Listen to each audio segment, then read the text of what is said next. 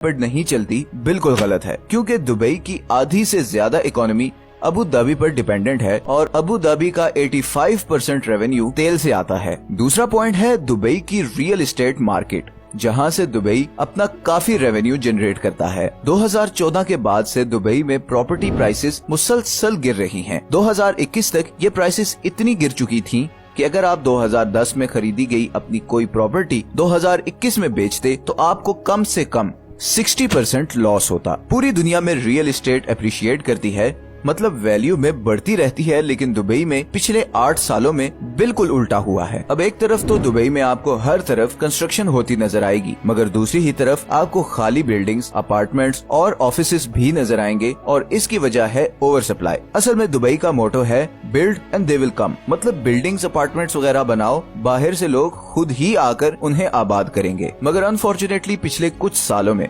Property की supply demand से बहुत ज्यादा रही है और इसी ओवर सप्लाई की वजह से प्रॉपर्टी प्राइसेस मुसलसल गिर रही हैं। इसकी एक और बड़ी एग्जांपल है मैदान 1, जो दुबई की हिस्ट्री का सबसे बड़ा प्रोजेक्ट था। इस प्रोजेक्ट के ऊपर 2015 में काम शुरू हुआ, मगर आज 8 साल गुजरने के बाद, बिलियंस ऑफ डॉलर जाया करने के बाद इस प्रोजेक्ट को खत्म कर दिया गया है।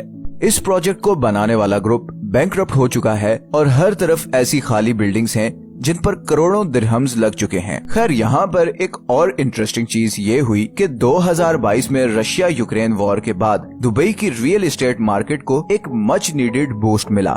बेसिकली काफी रशियन एंड यूक्रेनियन बिलियनियर्स जिनकी प्रॉपर्टीज यूरोप में फ्रीज हुई हैं, वो अब दुबई में इन्वेस्ट कर रहे हैं और एज अ रिजल्ट दुबई की प्रॉपर्टी मार्केट पिछले कुछ महीनों में काफी ऊपर गई है। लेकिन ये ट्रेंड जाहिर है टेम्परेरी है, क्योंकि जंग के बाद ये सारे इन्वेस्टर्स अपना पैसा दुबई से निकाल लेंगे। यहीं पर एक और इम्पोर्टेंट पॉइंट ये है कि FATF ने दुबई को मनी लॉन्ड्रिंग के खिलाफ रिक्वायर्ड एक्शंस न लेने पर ग्रे लिस्ट में भी शामिल कर लिया है और आने वाले दिनों में दुबई की रियल एस्टेट मार्केट इस फैसले से काफी अफेक्ट हो सकती है।